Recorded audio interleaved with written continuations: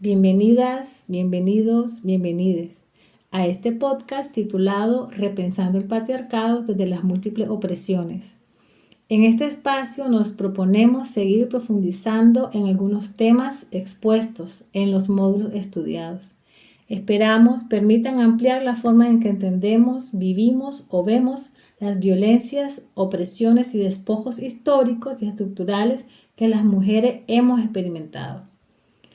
En las pinceladas de la historiografía del movimiento feminista hemos transitado en sus diversas corrientes, debates, propuestas e ideas desde donde explicaron la situación de opresión y desigualdad que vivían las mujeres. Conocimos también muchas de las acciones que desplegaron para enfrentar esa violencia, incluso con sus vidas. Fueron algunas mujeres feministas de los años 70 del siglo XX quienes elaboraron el concepto del patriarcado, el cual podemos entenderlo como el gobierno del padre, cabeza de la familia, y también pusieron de manifiesto cómo ese sistema operaba en la vida pública y privada. El patriarcado es entonces una forma de estructurar y jerarquizar la sociedad. Es un sistema donde lo masculino y los hombres ejercen un poder desigual que atraviesa a la familia, a la sociedad, al Estado y muchas instituciones. Esta es una de las premisas de estos feminismos. Aunque las socialistas, anarquistas, marxistas entendieron el patriarcado vinculado al sistema capitalista que oprimía a la clase obrera y a que a las mujeres reproducía una doble o triple opresión. Todas estas corrientes visibilizaron algunos pilares que sostenían el sistema patriarcal, siendo la violencia contra las mujeres uno de ellos. Fueron estas mujeres quienes desde la categoría o la consigna, lo personal es político, lograron sacar el tema de la violencia patriarcal del ámbito privado al ámbito público. En aquel momento la violencia empezó a ser cuestionada porque no era algo normal ni natural.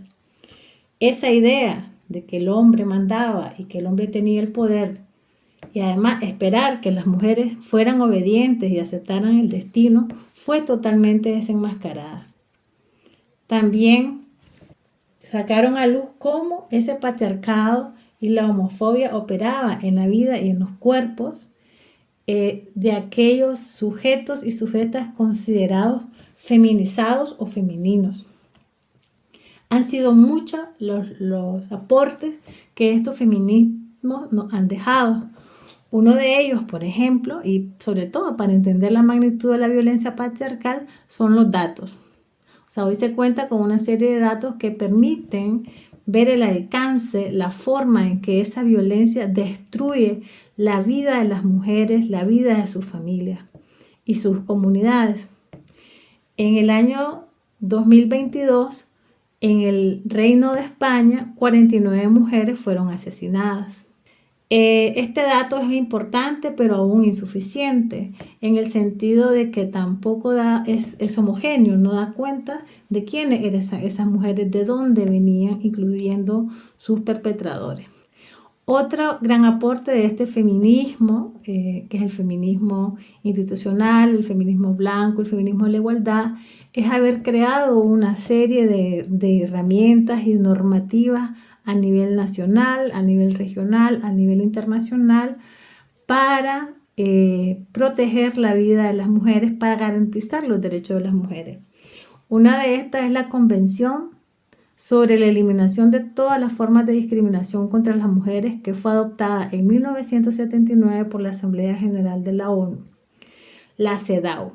La CEDAW es un tratado internacional de derechos humanos que protege a las mujeres. La existencia de este instrumento es gracias al trabajo y la demanda que hicieron muchas asociaciones de mujeres de diversas partes del mundo que hacían lobby dentro de la Asamblea General o el Consejo de Derechos para crear mecanismos, ¿no?, de las mujeres. Muchas de estas están haciendo esta solicitud desde 1946 y esta convención se logró elaborar en 1975 y fue aprobada en 1979. Es importante, ¿verdad?, ya que se rige por principios de no discriminación, de responsabilidad estatal y de responsabilidad sustantiva. Y es fundamental también porque es una convención vinculante, o sea, es obligatorio para los estados que la han firmado. La CEDAW y la lucha por la violencia machista es sin duda una de las grandes agendas y banderas del feminismo y desde luego muy necesaria. Pues tenemos que enfrentar ese sistema opresor, venga de donde venga. Ahora bien, esa lucha que ha emprendido el feminismo blanco occidental es una lucha problemática a los ojos de las mujeres no blancas, no occidentales, como hemos visto en el módulo en el que abordamos esta temática. Dentro de los feminismos no hegemónicos se está debatiendo si ese patriarcado existía, si fue precolonial o fue un entronque patriarcal y todas estas aristas que pudimos ver en el recorrido del texto estudiado. Lo que nos interesa aquí traer ahora es ver cómo ese feminismo o esos feminismos no blancos han cuestionado el concepto de mujer que tiene el feminismo occidental, en tanto fue una construcción, una categoría diseñada, elaborada a partir de la experiencia de las mujeres blancas, quienes ponen en la opresión de género como la opresión central que pasa sus vidas.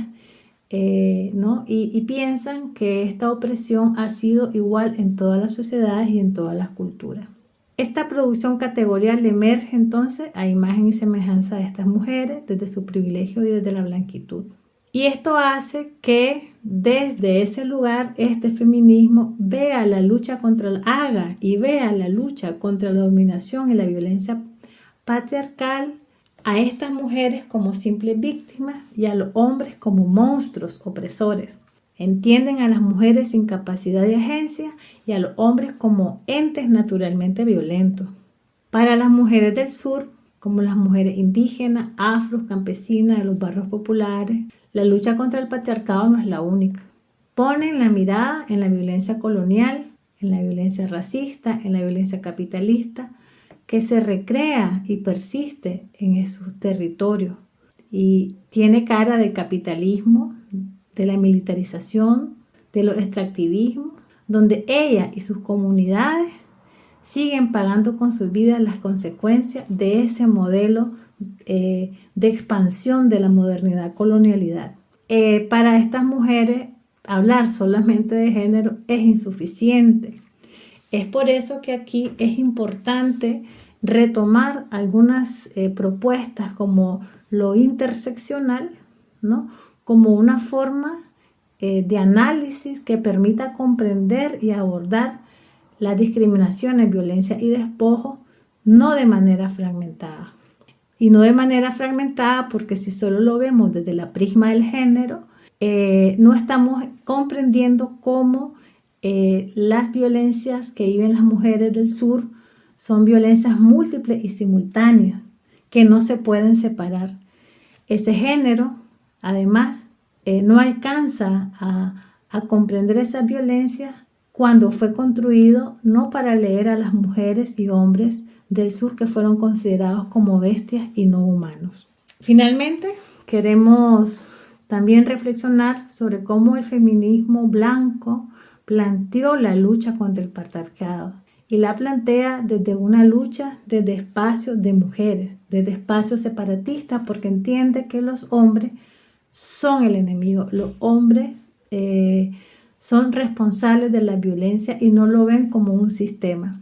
Así nos encontramos a grupos de mujeres que plantean desde una superioridad moral y no violenta estrategias para enfrentar ese patriarcado, es decir, entienden que las mujeres son menos violentas, las mujeres no usamos la violencia y eso es algo del orden masculino, como si nosotras no fuéramos socializadas en los mismos espacios.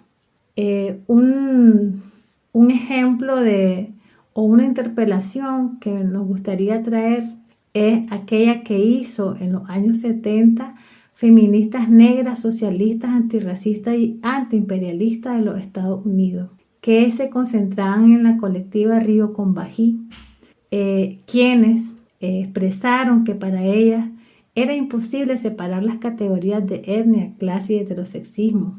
Pensaban que la síntesis de todas estas opresiones crea las condiciones de sus vidas. Estas feministas lucharon contra el patriarcado, pero también contra la violencia policial, por ejemplo, que criminalizaba a los hombres negros. Ellas decían: creemos que la política sexual bajo el patriarcado es tan penetrante en la vida de las mujeres negras como lo son las políticas de clase y raza. A menudo nos parece difícil separar opresión racial, opresión de clase y opresión sexual, porque en nuestras vidas la mayor parte del tiempo las experimentamos simultáneamente. Sabemos que existe tal cosa como la opresión racial, sexual, que no es sino solamente racial ni solo sexual. Por ejemplo, la historia de la violación de hombres blancos a mujeres negras como arma de represión política. Aunque somos feministas y lesbianas, estamos en solidaridad con los hombres negros, progresistas, y no abogamos por la fragmentación de las mujeres blancas separatistas. Nuestra situación como personas negras requiere que seamos solidarias en relación con el tema de la raza, la cual las mujeres blancas no necesitan tener con los hombres blancos, excepto que sea su solidaridad negativa como opresoras y opresoras raciales.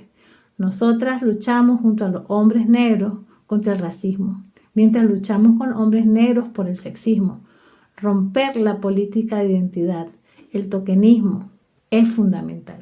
Con esto cerramos este podcast de hoy y esperamos que sigan en su proceso formativo profundizando sobre la importancia de la interseccionalidad para comprender y también entender situaciones de violencia contra las mujeres más allá del género. Gracias.